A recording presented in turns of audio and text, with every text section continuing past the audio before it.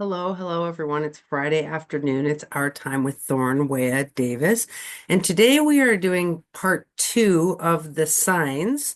So in a previous episode, we did signs Aries through Virgo. And then today we are going to do Libra through Pisces. So um, Thorne is freezing a little bit, but we will deal with that. You're freezing a little bit, should be fine. Okay, let me check the website, the Wi-Fi. Okay, it's fine. Okay, should be fine. Okay, okay, Mercury's in retrograde, so that's the thing. Okay, so let's start with Libra, or what's your sign for that sign of Libra? Typically, I go between two of Libra or Libra, because Libra wants balance. So the two of those, we go between the scales, which is the sign matches that sign. So we go between the two of those, or you can finger spell Libra, but I typically go between those two. Okay, do you have comments about Libra, or what do you think about Libra? So, well. As a whole, in general, Libra is one of the air signs. And also it's Venus rule. So Venus rules this sign. And the other one is Taurus, that's controlled by Venus. But anyways, Libra is with Venus is connected to, relationships, any type of relationship or connection, art, beauty, fashion, all these things. We always try to find that balance of where that integration can happen, that harmony with that sign. So, okay. Well, the ancient constellation for Libra was not scales. So people always think it's scales, but it was the Greek word is zdugon, which means the yoke between two ox. Like it's the thing on the neck between two ox. And so it's really interesting. This sign for me is really important because I have a lot of Libra in my chart, but I work a lot with Libra people who struggle with partnering up with people and being yoked to them by the neck. And then in the Bible, there's this term called being equally yoked. So because in Christian theory, like the bodies of male and female, not to be cis hetero, but they yoke together is what they say. So I mean, we can have a queer version of that too. It's like you could, yoke together in many ways. But the point is that two partners are yoked together by the neck, and then they're like plowing the fields of life together. And so when you're not equally yoked, it means one partner is really strong and the other one's kind of weak or not working as hard or something. Then that one partner is like dragging the other person along. But if you're equally yoked, it means that both of you are like you're plowing the fields of life together in this awesome way. So I think of Libra as really the balance is, are we equal in our partnership? Are we equally yoked together? And that's the balance of it in some ways. And also, I want to add with that Thorne saying with the balance because my Pluto North node is in Libra in the third house, and always it's very present with collaboration. How can we collaborate on this? How can this be balanced? How can it be a balanced kind of collaboration? So, or how can this partnership be, you know, this connection, be balanced? It's not only related to romantic relationships, but it can be a partnership of any kind. And, it can be financial, business, a company, a friend, a community partnership. In a way, we are, that's one way that we can look at this is that we're partnering together to make this show happen. So, yeah, I think that's a good point. Like we always think of romantic partnership, but it depends on the house you have Libra. For example, I have Libra on the fifth house and I partner up for creative reasons. I'm always like, for example, my old band many years ago was a two piece. It was a partnership. There's two of us, cello and drum. There's two of us and we partner up for creative musical reasons. And so that's a fifth house, Libra. But if like for you, third house, what do you think it means? Third house is like partnering up for communication or teaching, or what do you think? Yeah, I feel like it's because the third house is related to the local environment. So it would be very focused on who is around and people and the community and also communication networking and different that's different than 11, but still there's some kind of thread there between 3 and 11. um, the expression with that, with the communication and networking and community and things like that. Yeah, I've seen many people with Libra on 3 as being involved with like non-violent communication, because it's like partnering up to communicate very well. And it's that balanced approach to communication. I know many Virgo risings who have Libra on 2, and they partner up to make money. They will partner up for business reasons and they do like, yeah, collaborative money making, events and things like that. So that's kind of interesting. Yeah, that's cool. Thorne saying. So yeah, you're frozen. Do you want to see the Libra room? Yes. Okay. It's very peaceful. Libra is a kind of neutral color. It's a neutral sign. When the sun's in that sign, it's very neutral outside. So I'll show you.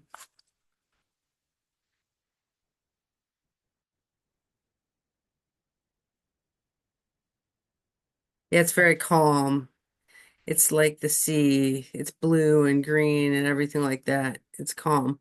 I like it. Yeah, and it's air colors. It's like peace in an airway. It's like fresh air, like we can all breathe here kind of thing. So yeah. Ah.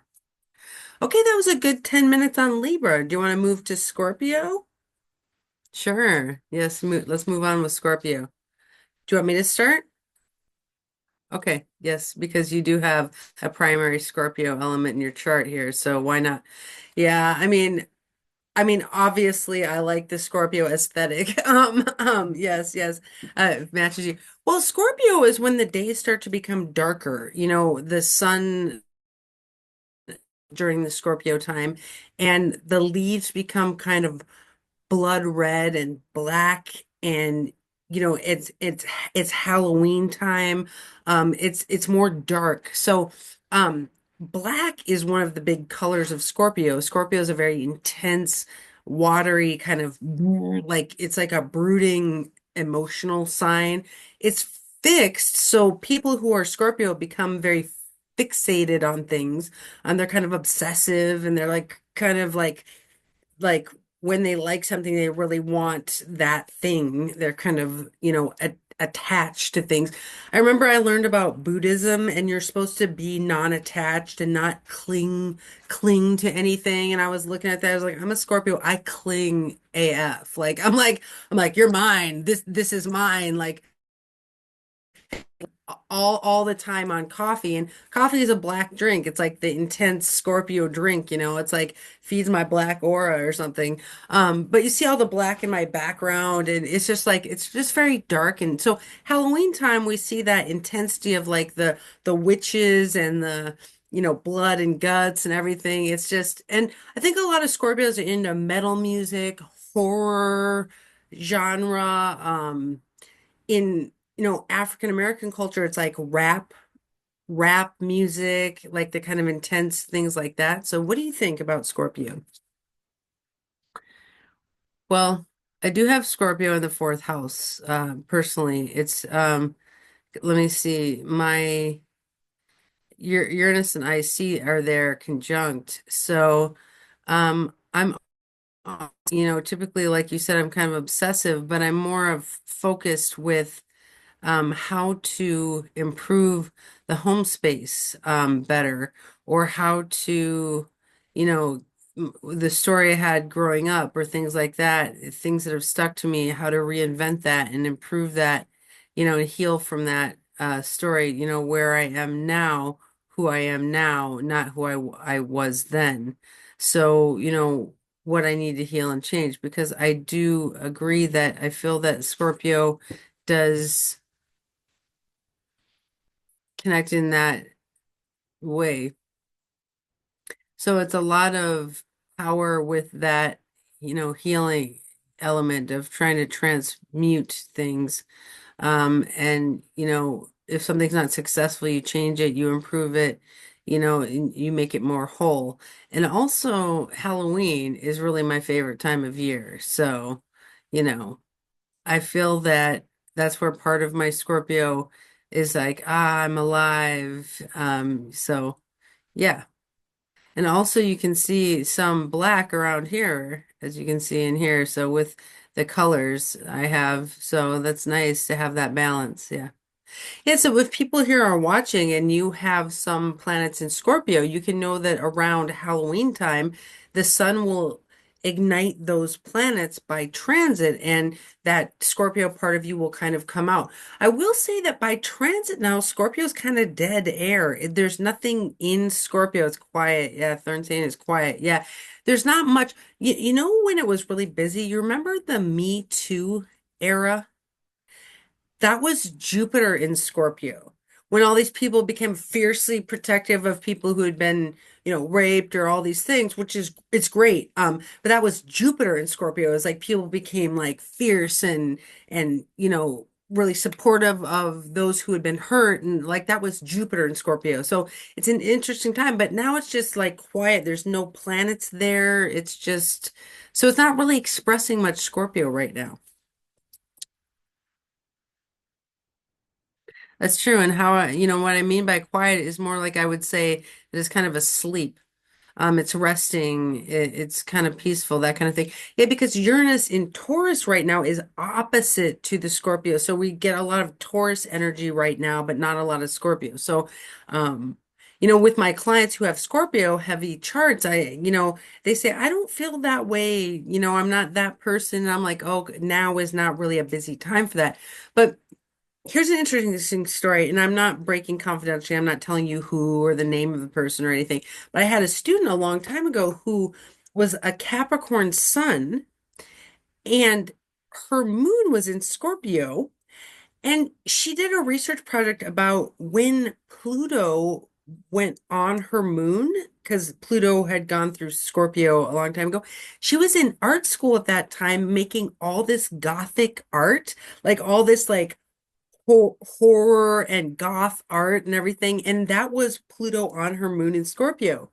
Then at the time she was my student, she had Pluto on her sun in Capricorn. She's making all these fiber arts and more classical arts. But it was just interesting to see the different expressions of that different parts of her chart.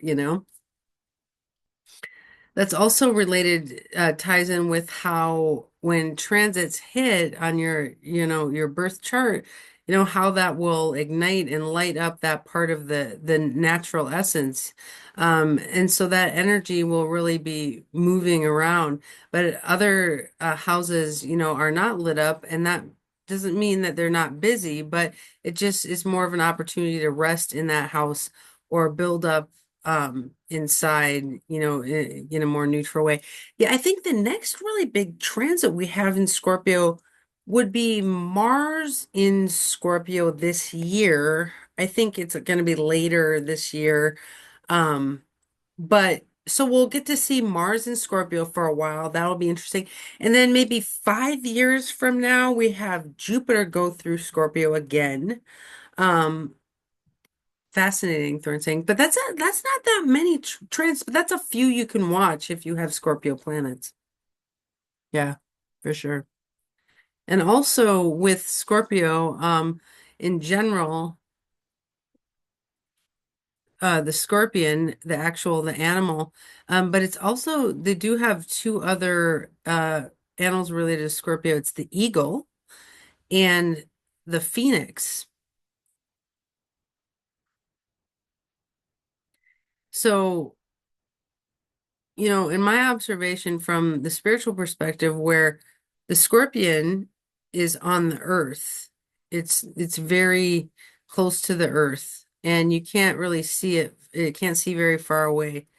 And that in the mud, it's in the dirt, it hasn't, evolved at all. It's just kind of in that kind of raw area, that raw space. And then it goes up to more of this high level looking down, which is the eagle. And that perspective where it translates on that journey and it becomes more whole. And the eagle is visioning. It's that perspective of it's healed and everything. And then the phoenix is everything is included all at once. You know, it's evolved and everything like that, and it's truly authentically itself. It's not ashamed, it's not apologetic, it's just fully here and present. So we're always going up and down. You don't just stay in one spot or in another spot. You kind of go up and down those, throughout life. And so yeah. And that's interesting because I think a Scorpio, that at the Scorpion level, people are kind of like fierce and vindictive and kind of like jealous and like all the Scorpio traits, maybe destructive, callous, kind of like, which is, they're like stubborn, fixed traits, which show the strength of Scorpio.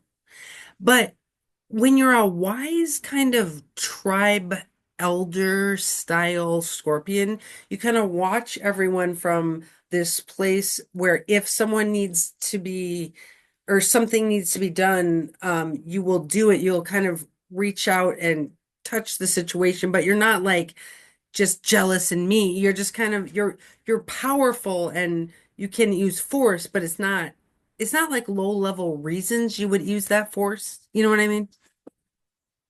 Right. And also related to Scorpio, this one folk story I always remember is just truncated as far as the point goes. There's a river and there's different hold on one second. My coworker's leaving.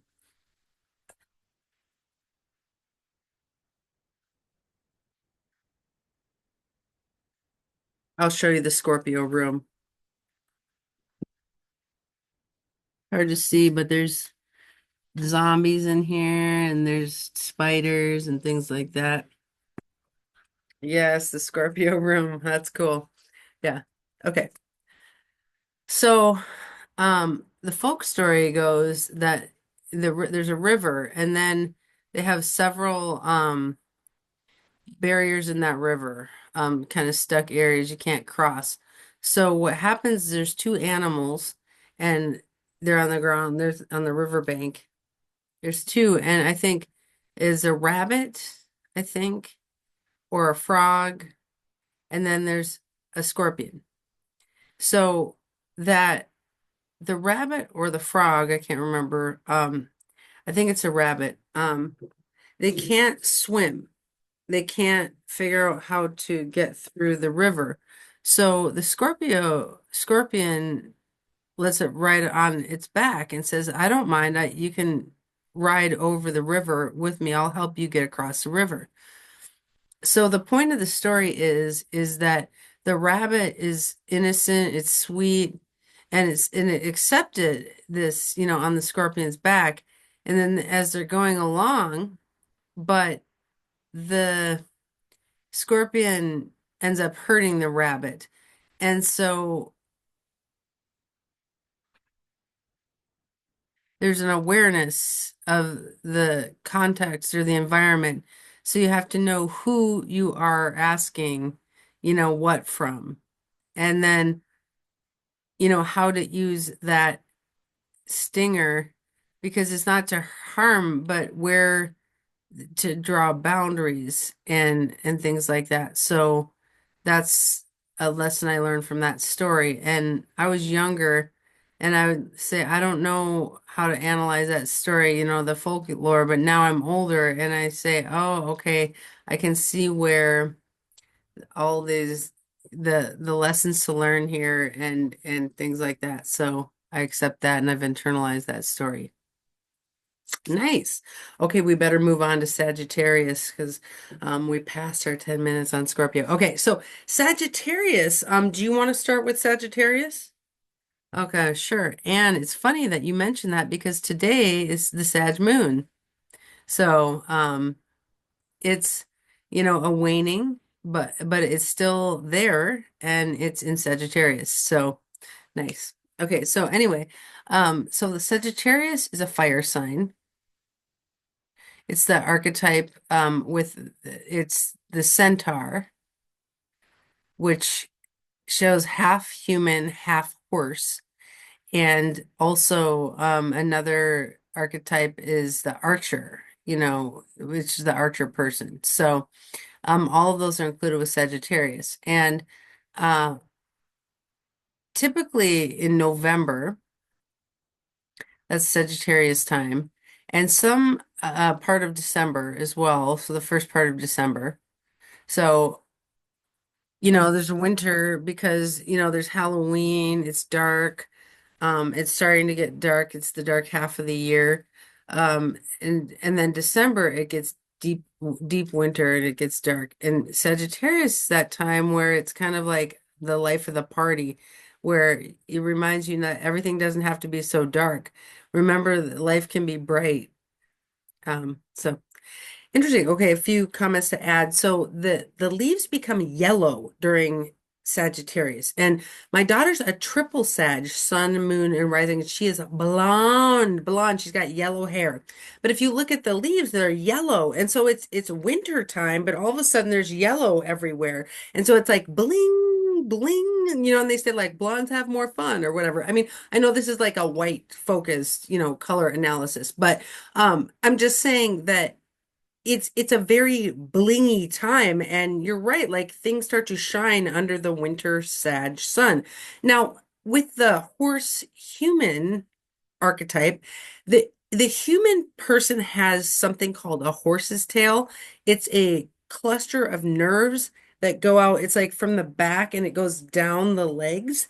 And it's like all the muscles and tendons of the legs. And so they're very much like they're very like fire in the legs where they have like I have to get up and go. I have to get up and travel. I have to do something. I have to walk around. They're like very restless because of that. A lot of skateboarders are, have that kicking muscle of Sagittarius and they're kind of, like low slung, kind of, chilling out, kind of having fun kind of people. But it's the strong leg type, and they like to drive, like, your foot pedal on the gas is like that's the leg muscle, so they're always like going on trips and they have to go out and do things. So it's interesting the horse part of the body,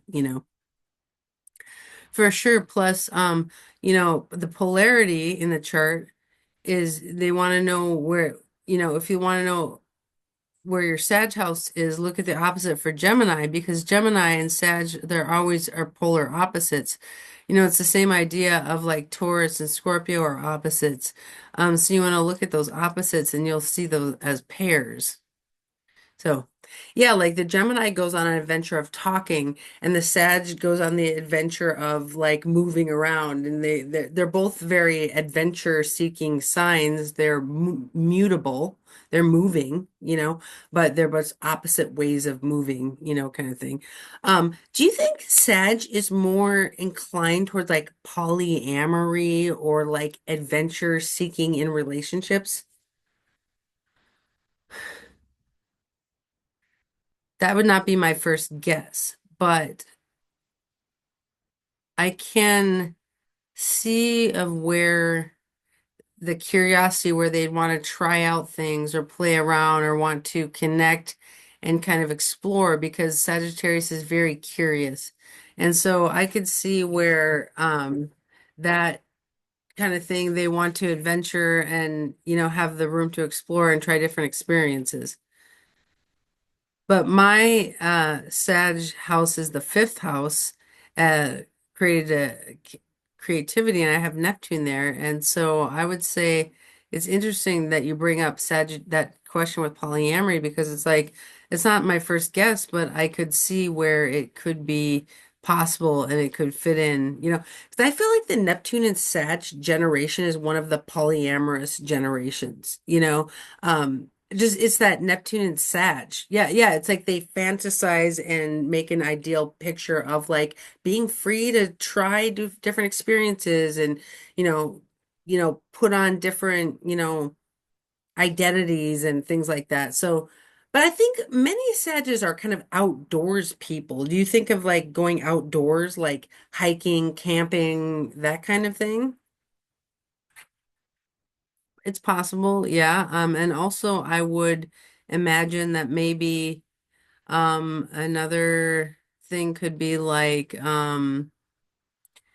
Taurus would enjoy the outdoors, but it's more calm, it's low key. But Sag is more like going on an adventure for sure, like mountain climbing or rock climbing or hiking, like you said. That comes to mind, yeah, for sure. Camping as well. Sure. What do you think about them being philosophers? Yes, I could see where that is a thing, like the scholar kind of philosopher temperament, where there's a discussion, but there's a challenge of that Sagittarius placement where if they're really into scholarship and studying, where it could become more stuck, they could become stuck in one viewpoint because there's a spirituality, religion, dogma, all of those are connected with Sagittarius. So things like that. Um, so it really depends on where they're rooted in and if they are willing to look from a different perspective or not, to each its own. I mean, Sagittarius is different, just different. It's like if you ask five different Sagittarius people, where do they stand on one issue, you get five different answers. Yeah, yeah. Well, it depends on the whole chart. Yeah, I mean, I think the Sag part shows the interest in the adventure of the mind, maybe the discussion going all over, but what they discuss and their viewpoint depends on everything else in the chart, maybe, you know. Okay. Do you want to see the Sag room? Yes. Okay. There's not much in here. It's really it's an underdeveloped room, but it's got the colors.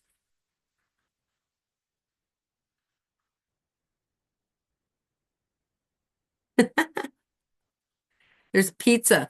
But what is this? Oh, oh, there's a gold bumblebee.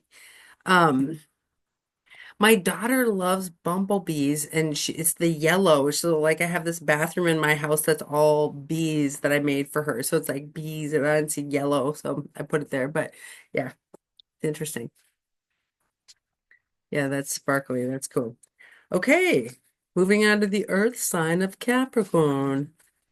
Okay, Capricorn.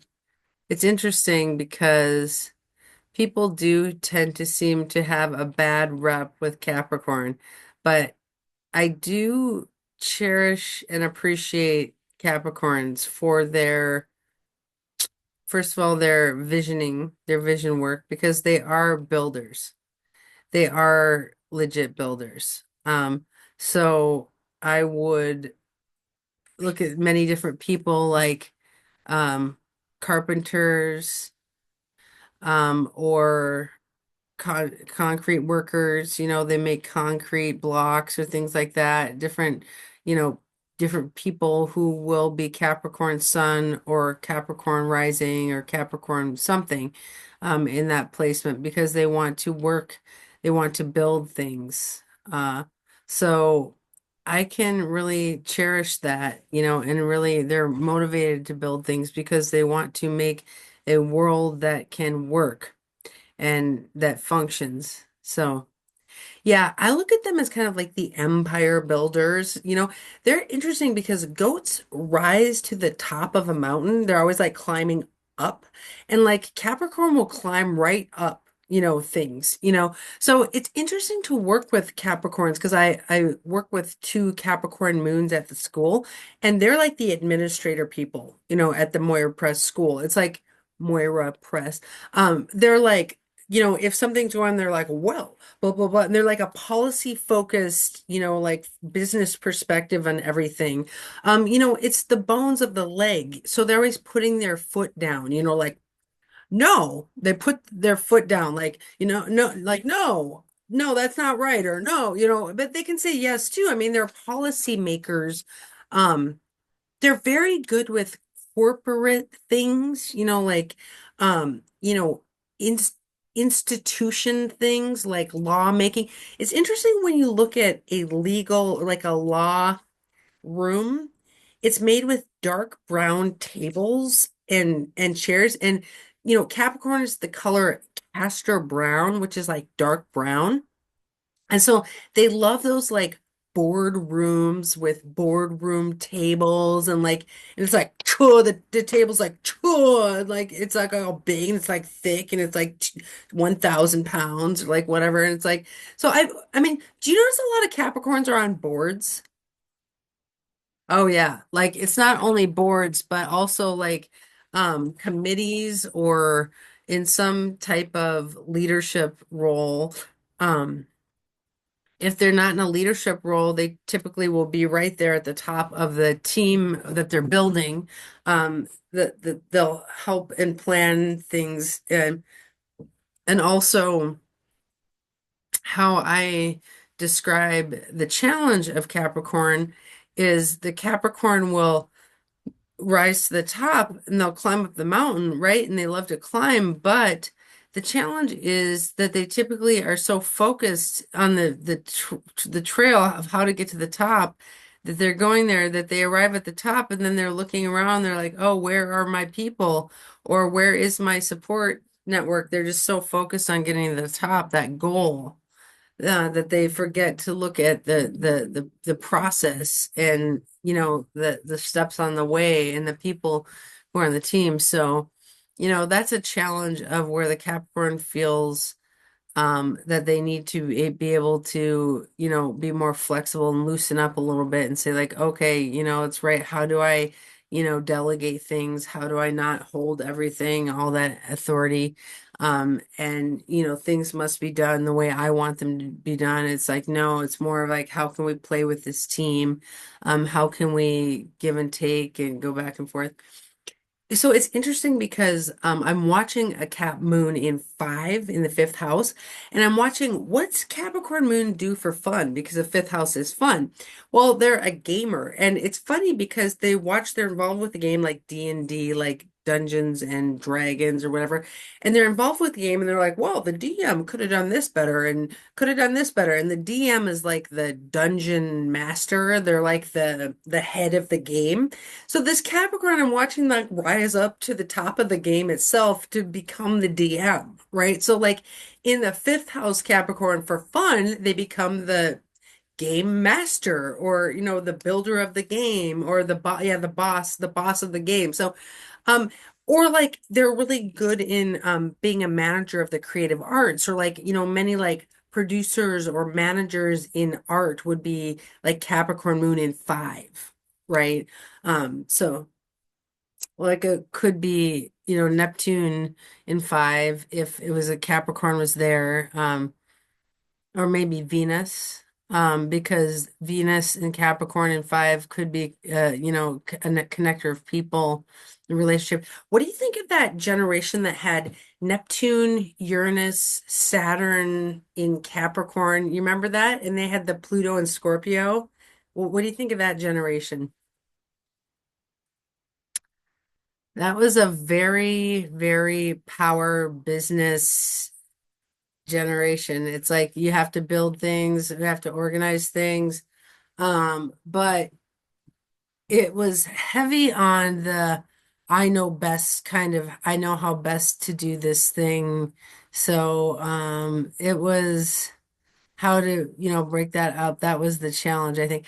That generation was like the social justice warriors. I remember teaching them at the school, at the Portland School of Astrology, and they would show up to school like ready to like dominate the school. And I was like, oh my God, and it was cool because they were anti-oppression fighters because they have Neptune in Capricorn. So they're like very like soft-hearted and making a new vision of how to be. And um, on a more artistic level, I watched that generation with body modification because yeah, like tattoos and things. It was interesting because they would change their whole body structure. So like I remember one woman was Neptune and Capricorn square Aries sun, and she like carved her whole face and like, it was just like really cool, Thorne saying, but getting into the structure of the body itself, or they changed their whole like self to become an animal, or that it's really like changing the structure of the body itself, like not just tattoos on the outside, but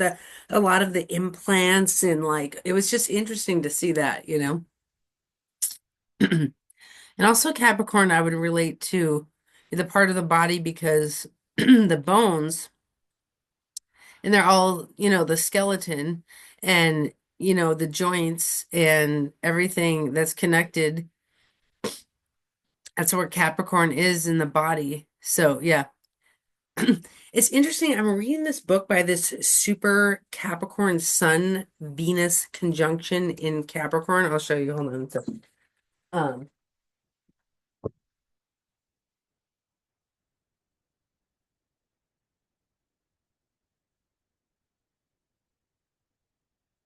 But they say Capricorn is the skin too, and like many heavily tattooed people, like on this like respect level of like, I'm dominating my own world. Like I am like this is like an existential philosopher of just like I am my own world. Like it's just interesting that's like Capricorn at the top, like I beat the world around me, like I'm the top of my world. It's just interesting.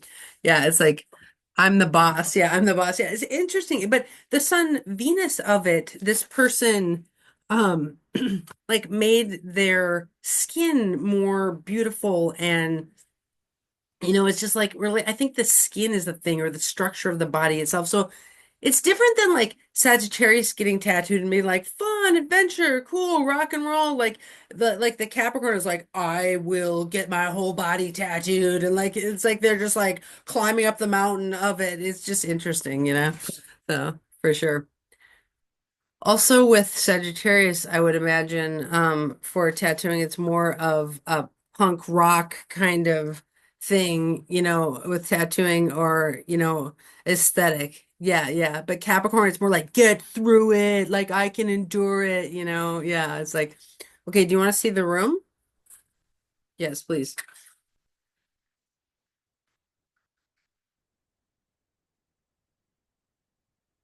Okay, okay. I see that owl in there. Yeah, and it's very like when the sun's in Capricorn, we see the trunks of trees because they lose their leaves and it's all that brown color. It's just like the sturdy body of the world, you know what I mean? For sure. Okay. Oh, I do have to mention that it's interesting because I do have one best friend who's a Capricorn sun, and their birthday is on Christmas Day. So they always feel like, oh, darn it, I can't really celebrate my birthday because the thing is the holiday. So I'm like, no, no, no. Why not? And just ignore it and just, focus on you and make it your own party and all this stuff. And, you deserve it and all this stuff. And they're like, okay, right, right. That's good. That's a good reminder. And I say, right, it's important to not think about, capitalism and the holiday and all that kind of stuff. It's important to cherish you. And so they're like, oh, thank you for the reminder. I'm like, of course, yeah. Yeah, it's a very traditional holiday at that time. And it's like, then there's like New Year's Eve too. And it's like, it's just holiday time. So it's not really like celebrating you. It's like celebrating everyone in the world itself. It's like, it's a very serious time for a birthday. Okay. And so I do always find it's important to remind them, remember. Don't get lost in everything. You deserve to be there. celebrated. It's a very dark time too, so it's hard to celebrate in the dark. Okay. Anyway, Aquarius, whatever you want to call it. So what do you think of Aquarius? It's air, it's an air sign. But it's often misunderstood as like air. Well, as water, but it's not water. And it's air. And what I would describe that is it's air that moves water. Like for example, electricity, it's the current, goes through it, or how the water has that kind of air flow moving through it, or that river flow things. That's how I would describe Aquarius, for that type of piece of it, but also how I would add with that whole, the mind, it's like it's collective mind. It's like human rights. Many Aquarians are involved with human rights, or maybe like first aid, or supporting groups like for immigration, or for refugees, or any type of community, local or all world. How can we make sure that everyone's okay? How can we support everyone? And they're always thinking ahead, and how we can improve things, for the better, going forward. Yes, they're very humanitarian, I would say. It's fixed air, so it's like the ideas of all people together. It's very theoretical, of like what's the current theories and the current political ideas. And, if it's a sporty Aquarius person, they'll be involved with like the statistics of the team. It's like, what's the group here? They're really involved with groups in general and the information around groups. Many anthropologists are Aquarius because they're looking at the language of groups, or the culture of groups and how they live and the theories around that. You could get like a women's studies professor with Aquarius, or a sociologist. They're very theories of the groups kind of people. Yeah, even, writers, or philosophers with that type of research, and they want to find, the truth, kind of thing, because the truth is not concrete. It's you can see it from all different perspectives. So that's where it comes from, of like, where is the truth? We have to research this and find every aspect of the truth, and how to synthesize it all together and say like, okay, this is the concept, or that's the proof there, or what have you. Yeah, I think the big critique of Aquarius is that they're cold with boundaries. Like their essence is kind of cool. They're not super friendly, or they're more um like keep the reserved. Yeah, I mean, do you believe it's a Saturn ruled sign or a Uranus ruled sign, or both? I can see where the influence of both is there. Because, for example, my long distance partner is an Aquarius sun. And it's interesting because she will seem reserved, she will seem quiet, but when she opens up, she feels, you know, so then she's very warm and soft-hearted, and very caring, and all that. And it's funny because when we first met, I looked at her and she was chasing me, and even I didn't I didn't know she was chasing me. And I was not interested at that time. But anyway, the point is that we finally, um, after 2 or 3 years, we said this is a relationship, is a real thing, and we are gonna have this interesting connection going forward. We're connected, we're together, we're partners. But anyway, the fact is, over time, from what I've seen from her, is that she does have this, it's not like a monk, but she's more like where people would see her outside first, would she would be quiet and reserved, but oh, it's not a mask, sorry. But then there's people who she would open up to, and she would open up, and there's people she would show her real self to, and they say, okay, I appreciate this person, I understand them, but then she often gets misunderstood in that way. So I don't blame her for that, yeah. I think they're very theoretical. Like they're thinking, in the an esoteric anatomy, which is a book about the aura and what it looks like, they show the air aura. It's like it's air all over. And it's like I feel like they're picking up on air information all over, like data and stats and language and culture. And, so they're like processing things all around in the whole sphere, but it's like mental. But like you're saying, it carries the water, it's the water bearer. It's not a water sign.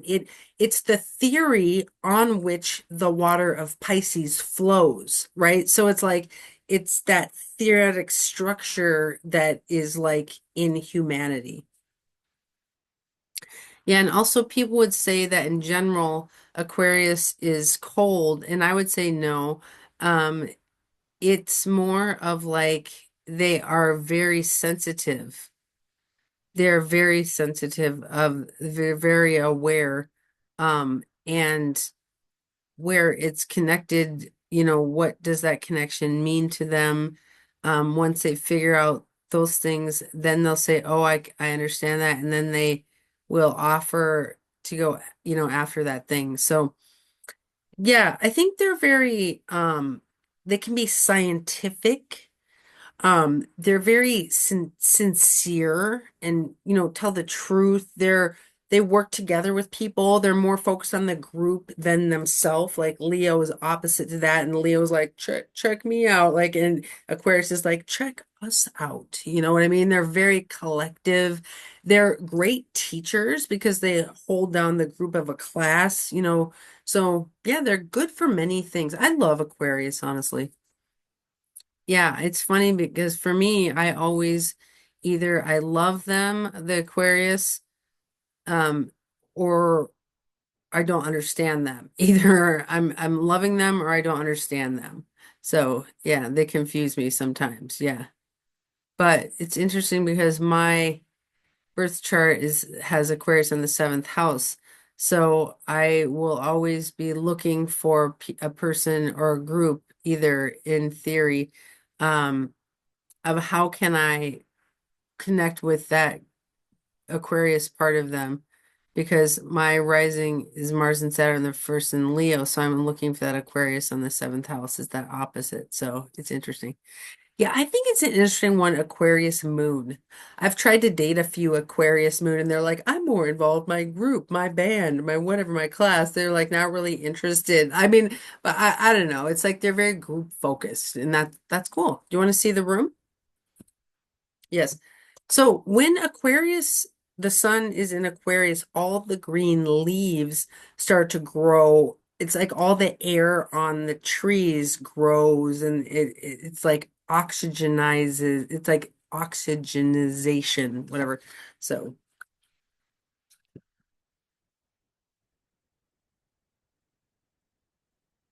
I see that. Yeah, yeah. I love it. The evergreen, the color. Yeah. Okay, last one. That was fast. Yeah. Pisces. Pisces. Want me to go first? Or if you want to start, it's up to you. Okay, okay. So you. Okay, okay. So let's see. I Pisces is one of the last of three. It's the last of the three water signs. And so we have Cancer, then we have Scorpio, and then we have Pisces. And Pisces is the last of the water signs. And so it's very, very much fluid. It's water all over the place, and it controlled by Neptune. And so it's connected with spirituality, it's connected with all is one, all, we're all one. It's like Om is very Pisces. And so we'll notice, like they might be into yoga or holistic things, or, a lot of those people have Pisces in their chart or somewhere in the chart. They're creative people, they're artists, they're musicians, they're sculptors, there's all these things, and they're creative, they're artistic, they're expressive, they're theatrical, there's all these things. They'll have Pisces in their chart. So yeah, let's see what else. Also, very, very sensitive, very emotional, very empathic. They can feel you. It's like, I feel you. I feel your experience. That's what Pisces is. Like, I feel, they're very empathetic. So, yeah. Yeah, we would say from a body systems perspective, they live in the whole aura. People say it's the feet, but the feet connects to the top of the head. And when the baby's in the womb and they're in a circle and then they stand up, they pull out the aura. And so it's like that head to the feet, that's Pisces, of just like I can feel you like everywhere. I have a Pisces moon, and I'm on meds now, so I can't feel auras anymore. And I'm like, thank you. That was a lot to feel everyone's aura everywhere. Like I could feel it. So, but that's why you really get into divinity, because you can pray or bless people. You can say like, God bless you. And it like touches the emotions of everyone in the room at the same time. Like, I'm like, can we all heal at the same time? Because I feel you. You know what I mean? So like music's another one for me, that when my Pisces moon is triggered and I just feel everything, if I play music, it washes the emotions of everyone in the room at the same time. And it's like I can clean out that emotional. So it's like Cancer is like I feel you in front of my face, like, oh, or like, Scorpio's like I feel you like down here, but like Pisces is like I feel everything, and so it's very sensitive to light and color.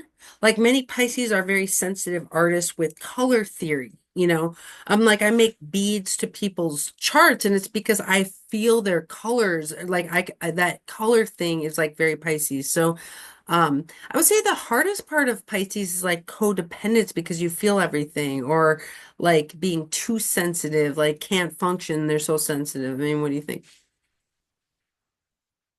My eighth house is Pisces, and it's like I have no planets there, but I have, you know, I I can be very sensitive at times and very empathic and very intuitive. And it's like, yes, there's all these things. That's correct. Plus, for a long time I didn't understand why I got so tired, sometimes, or I felt, you know, and then I realized, oh, it is that Pisces part where it's like a sponge where I can feel everything. And it's just like I get full of energy. So that's like, oh, I need to figure out where the energy is, how to clean that sponge and how to, you know, clear it out. So it's like over the years, I've really practiced and I've learned that, and have balanced it out for, cleaning out. So sometimes, I'll take a shower or just, clean out my energy, and I feel a lot calmer. And it's like I don't feel so, full of, absorbing things in the environment or people, or because Pisces, it has no boundaries. It's just very porous, it's fluid. And so that's another part of where that challenge is for Pisces, is to learn, okay, I have these boundaries, how to shape things. So it's fascinating because now Saturn's in Pisces. So yeah, that's the thing. Yeah, Edgar Casey, the sleeping psychic, he was like many planets in Pisces, and he would just fall asleep and get like psychic information like all over the place. So it's like when we see really strong Pisces, I think it's interesting, the Christian fish, the fish symbol.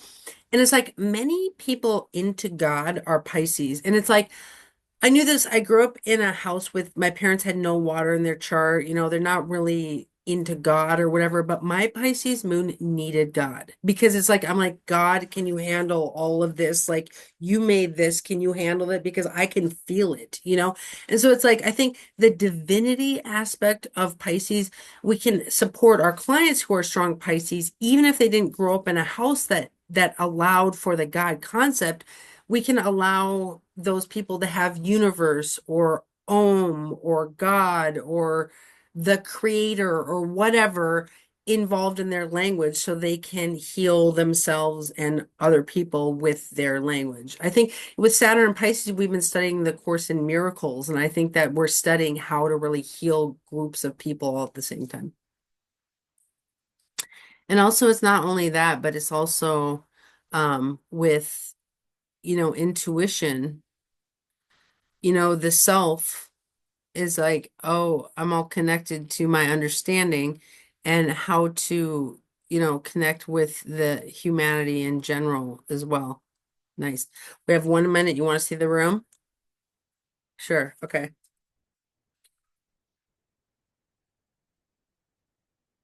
Oh, look at all that stuff. It's a very, very, it's like the ocean.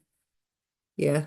And there's purple flowers and all that stuff. It's cool. Yeah. And it's all white and kind of like clean. Jay-Z is a super Pisces and he's been wearing all white recently. It's just like white, white, white. It's really kind of cool.